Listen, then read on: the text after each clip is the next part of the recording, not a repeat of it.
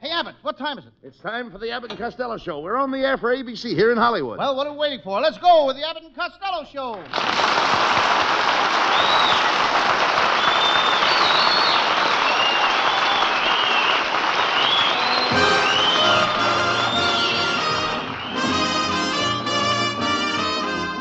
Yes, it's the Abbott and Costello Show, produced and transcribed in Hollywood for your listening and laughing pleasure, with chuckles with a carload and music by Matty Malnick. So hold on to your chairs, folks, for here they are, Bud Abbott and Lou Costello.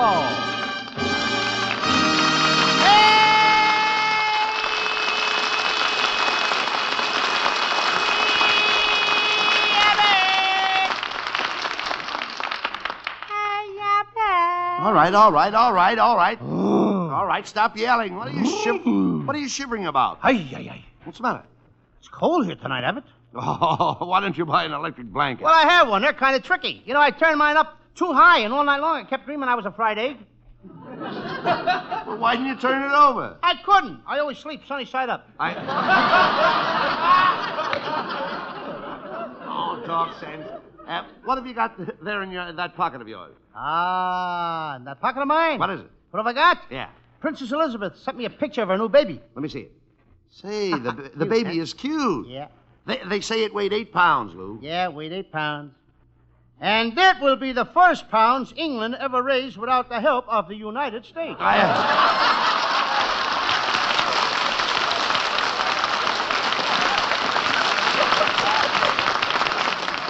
Costello, why don't you get smart? You're just an ignorant, uneducated...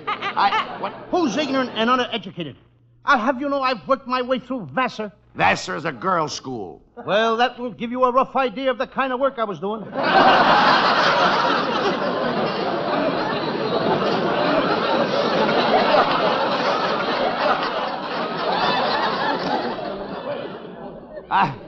I still say you're a dope. Oh, you shouldn't say that. I was a smart kid, Abbott. When I was 4 years old, I learned how to say daddy. At 4 years old, you could say daddy? Yes, and when I was 12, I learned to say it to my father instead of my mother. Costello, you need somebody to watch over you. Why don't you get married? Not me. When you get married, there's always that honeydew. You mean honeymoon? No, honeydew. After the marriage, it's honeydew the dishes, honeydew the laundry, honeydew the house. Get him out of here! Get him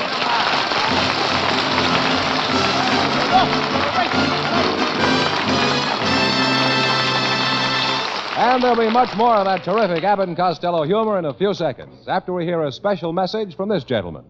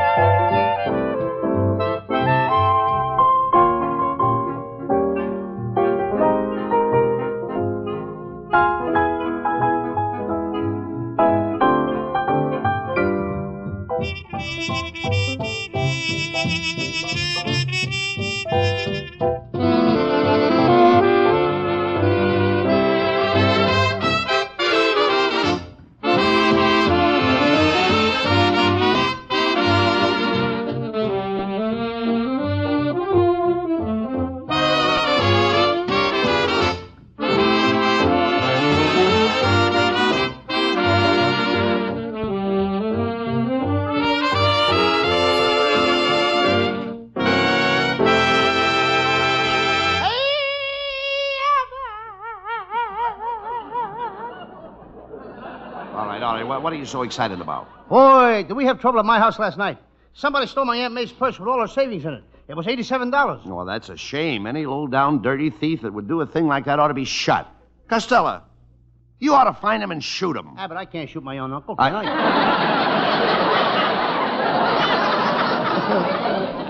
Why doesn't your Uncle Mike get a job and stop loafing around the house, Lou? Oh, he's got a job at the California Highway Traffic Department, and his plan will simplify transportation in Southern California. Well, what is his plan? Now, here it is, and it's very simple. Everybody listen. First, he's going to move Cucamonga to Azusa. Then he's going to move Azusa to Cucamonga. Now, suppose a man wants to go to Azusa, and he's in Cucamonga. He stays home, and he's in Azusa.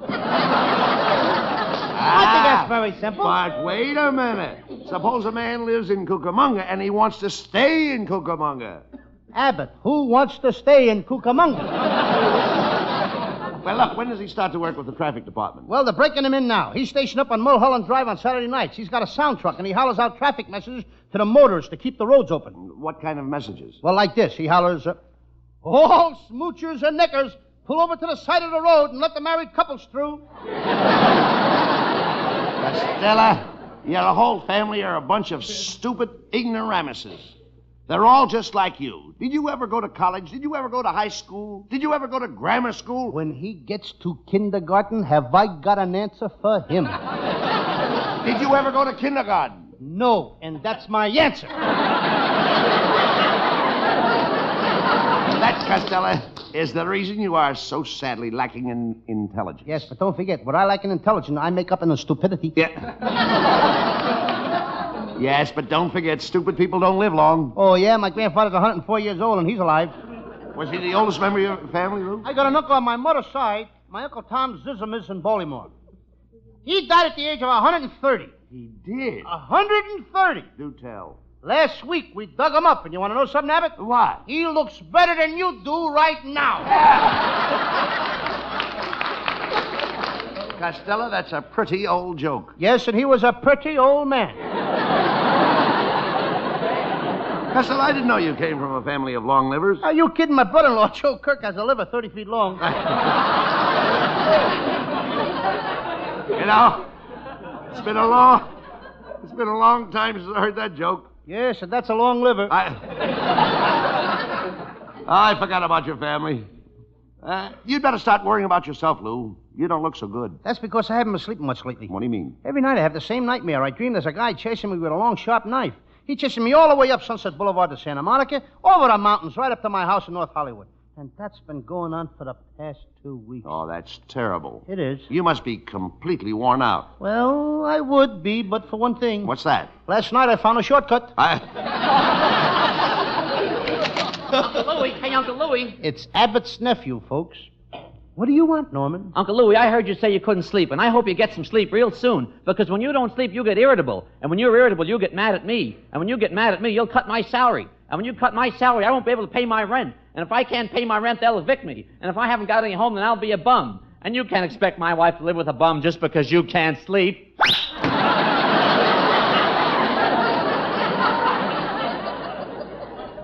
Abbott, I'm telling you right here and now, your nephew Norman ain't going to amount to a thing. Why? I'll tell you why, because last week I got him a swell job. He wouldn't take it.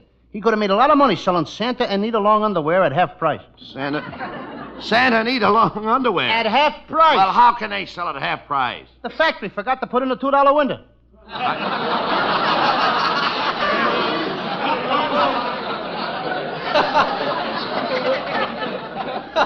I understand that you and Norman were over to my house last week while I was away. Yes? We built a new radio cabinet for your wife. And I took a bunch of wires and put them in a box and I sealed it up tight. And when I tuned it on, I couldn't get any music, only loud talking. And for the past week, all I get is talk.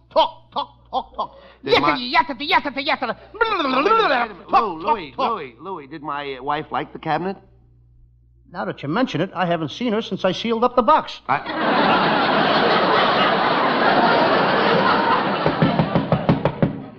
Mr. Costello, I'm studying radio at nights at UCLA, and there's one thing that I don't understand about radio. Well, friend, maybe we can help you. Abbott and I have been making our living on radio for the last 10 years. Yeah, that's the one thing I can't understand. Look,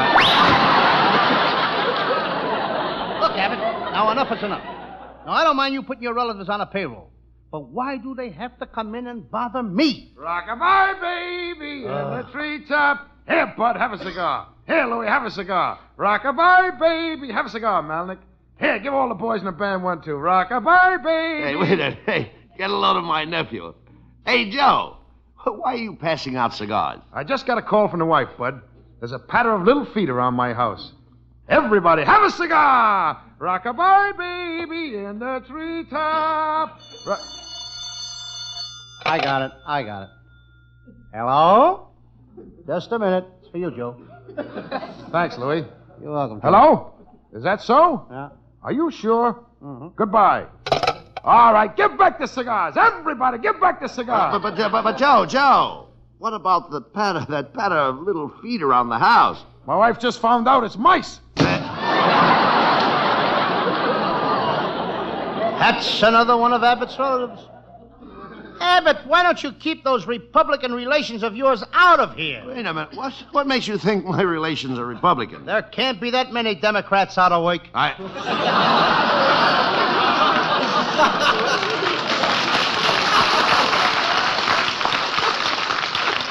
Costello, why must you be so bitter towards my relatives? You should learn to be friendly with people.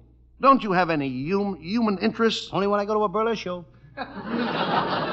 What's the burlesque show got to do with human interest? Well, I'm human, and that's my interest. No,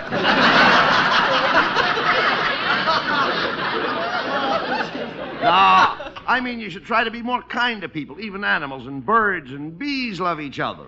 Why don't you get closer to nature and become a nature lover? I'm a nature lover. Well, if you are, then why do you spend all your time chasing girls? But that's my nature, lover. Costello, why don't you stop chasing girls? You spend all your money on girls. This year, you ought to let me handle your money and invest it for you. Why, you might wind up with a corner on steel, selling cars, or a corner on wheat, selling flour. Yeah. A corner on Hollywood and Vine, selling apples. Well, that only proves that you have no sense of values. Now, which would you prefer? A 6-foot blonde or a piece of valuable land? I'll take the blonde.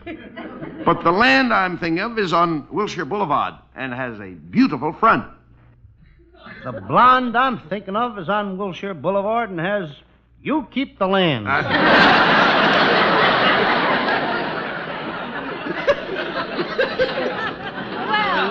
hello, boys. Well, if it isn't our little Hiya, secretary, girl. Viola Vaughn. Who? Viola Vaughn, our little secretary. Well, Viola, you look gorgeous tonight. Oh. How about you and me taking a ride in my car after the show? I found a new place to park. Really? A new place to park? Mm-hmm, up in the Hollywood Hills. A new place. You dummy. Why, every guy and his brother parks up in the Hollywood Hills. They do not. I was up there last night, and I looked in every car, and there wasn't one guy up there with his brother.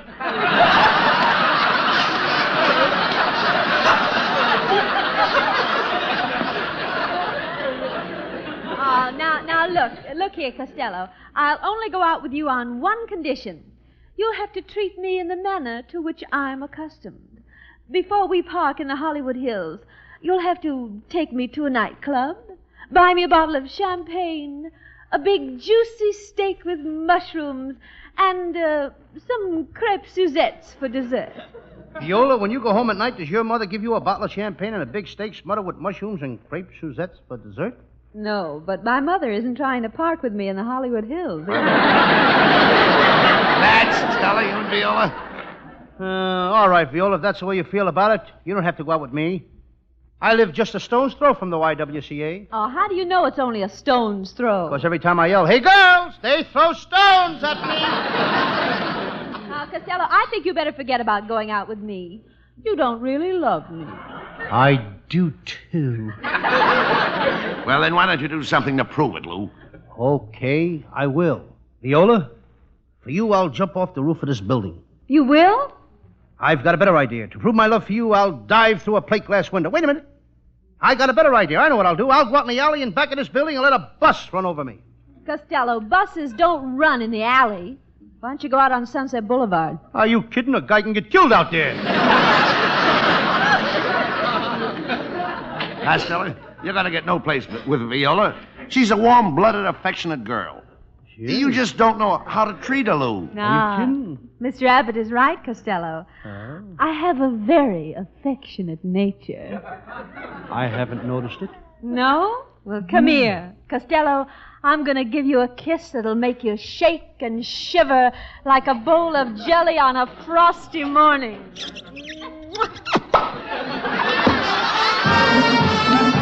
Hurry, hurry, hurry! Don't stand there, Rabbit. Start selling tickets. Get hurry, hurry,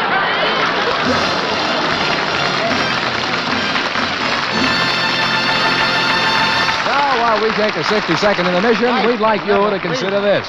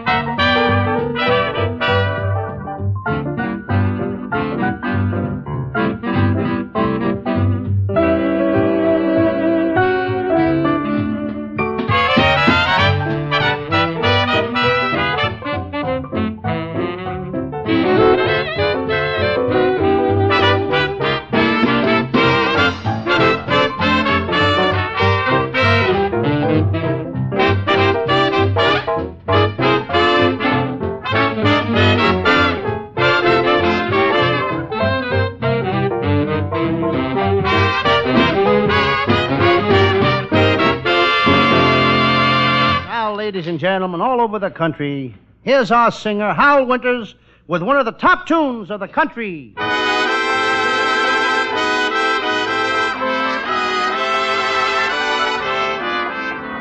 Until there are no stars to shine, there's no such thing as time, I love but you. Until there are no songs to sing, there's no such thing as spring, I love but you. You were sent from heaven just for me, and you are oh so heavenly. Until there is no moon above, there's no such thing as love, I'll love but you.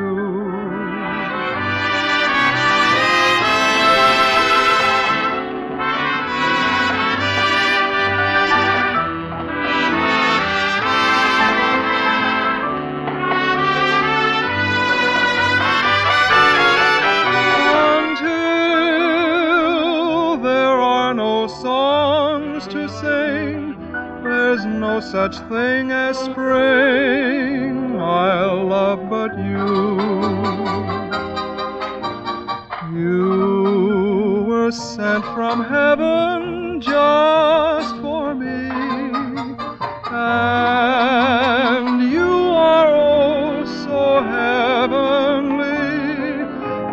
Until there is no moon above, there's no such thing as love, I'll love but you.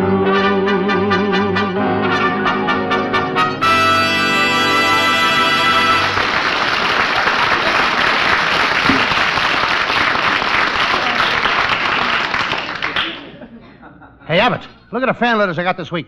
All of them are about my Sam Shovel detective mysteries. Listen to this one. Dear Lou Costello, I love your Sam Shovel detective shows. Your humor is so light and breezy. It rolls me over like water off a duck's back. I'm coming to see you tonight. Mr. Costello, someone's here to see you. Who is it? A duck with water rolling off his back. Never mind him, Costello. What's your Sam Shovel detective story about tonight? Well, Abbott, it's a love triangle. A love triangle. I call it the case of the secretary who was shot while sitting on her boss's knee, or she was on her last lap.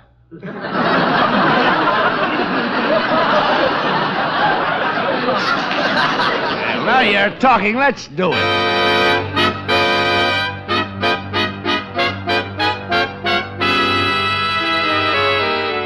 I'm Sam Shovel, private detective. Last night I captured a desperate criminal, Muggsy Murray. He tried to get away, so I shot him in the leg. I visited him in the hospital this morning. The doctor had removed the bullet, but Muggsy had a black eye. Seems that during the night he'd taken a turn for the nurse. Or worse.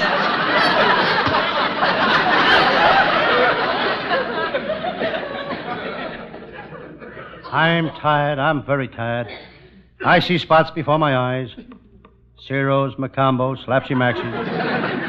I'm seeing night spots. I look out my window. We're having typical California weather. Can't see a cloud in the sky. It's raining so hard I can't see the sky. I see a letter on my desk. I think I'll mail it. I open my stamp box. I still have some Christmas seals left. I hear a knock on the door. A sailor walks into my office. He's wearing bell-bottom pants. The sailor speaks. Sam, I can get you a mink coat for half price. I can get you 50% off on a television set. He was a wholesaler.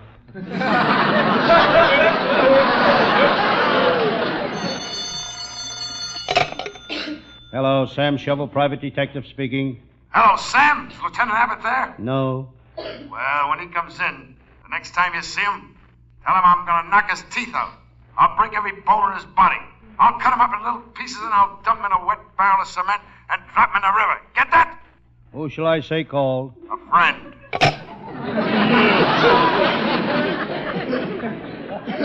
It was some crook that's got it in for Lieutenant Abbott. Must be one of the Lewis gang. Abbott worked on that case, but he really butchered it. Then he went on the Kelly case, and he butchered that. He butchered the Verlo case. He didn't catch one crook, but he made plenty. After all, who makes more money these days than a butcher? I noticed that my office door is ajar. I think I'll close it. That's what I get for buying a door made out of jars. Next time I'll get a door made out of wood. I decide to sit in my armchair. I don't know why I bought that armchair. When I'm tired, it's not my arms I want to rest.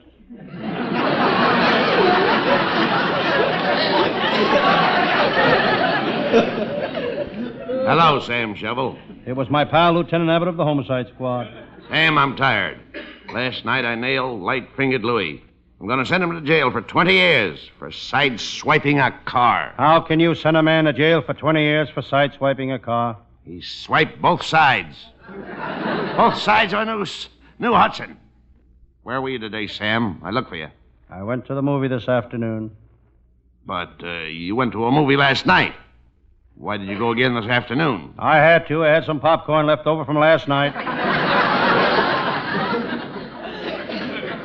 Really, though, I didn't enjoy the picture. There was a guy and his girl necking. First she'd kiss her, then she'd kiss him, then he'd kiss her. Well, wait a minute. Why should that annoy you? I was sitting between them.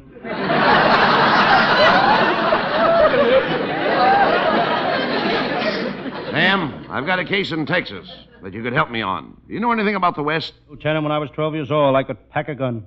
Were you a cowboy? No, I was a shipping clerk in a gun factory. Sam, this is a dangerous case.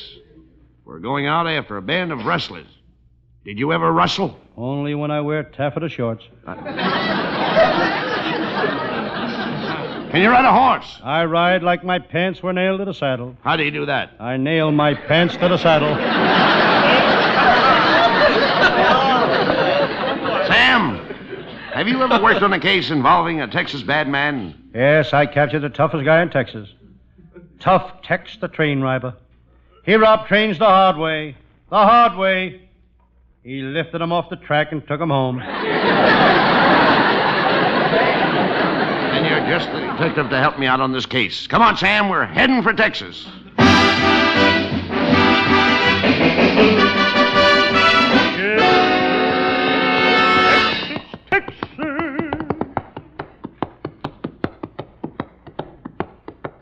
I'm getting the horses tired. Lieutenant Abbott and I rode over to the Texas plains. Looking for them there rustlers. Pretty soon we came to some posts. I'll marry you if you'll marry me. I'll marry you if you marry me. They were hitching posts. Suddenly I looked up, and there, standing beside me, was the prettiest girl I ever did see. Well, welcome to Texas, strangers. Who might you all be? I'm Lieutenant Abbott, not you.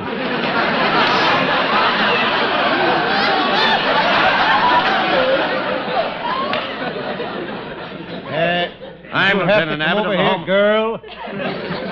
I'm Lieutenant Abbott of the Homicide Squad. This is my pal, Sam Shovel. Sam Shovel?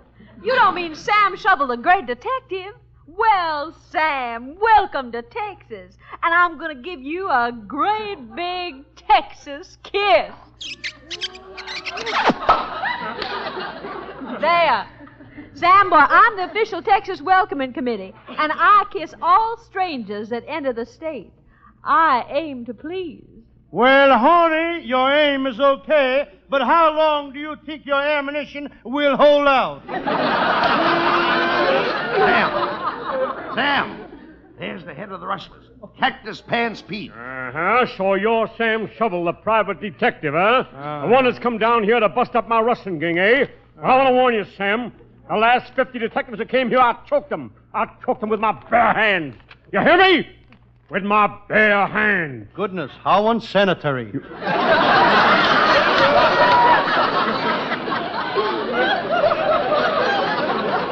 Sam, he's a dangerous man. You're right, Lieutenant. I'm the quickest draw in the West. They don't call me Cactus Pants for nothing. I got the best shooting eye in Texas. They don't call me Cactus Pants for nothing. Well, partner, let's talk this thing over. Sit down.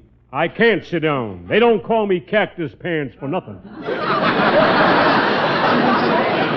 Well, Cactus Pants, I'm a-taking you to jail. Oh, yeah? Take that. Don't be afraid of him, Sam. Show him the stuff you're made of. One more punch like that and the stuff I'm made of will be all over the ground. Sam Shovel, I'm challenging you to a duel. Choose your weapons, man. Knives, shotguns, or pistols. That's old-fashioned, Cactus Pants. We'll fight like Roy Rogers and Gene Autry do in the movies. Good. Gentlemen, here's your weapons. Stand back to back. Now walk 5 paces. Turn and let each other have it. May the best man win. Ready? Ready. Ready. 1, 2, 3, 4, 5. Yo, call everybody, darling. Yo, call everybody, darling. And everybody calls All right, Sam, you win. You win. Get him out of here.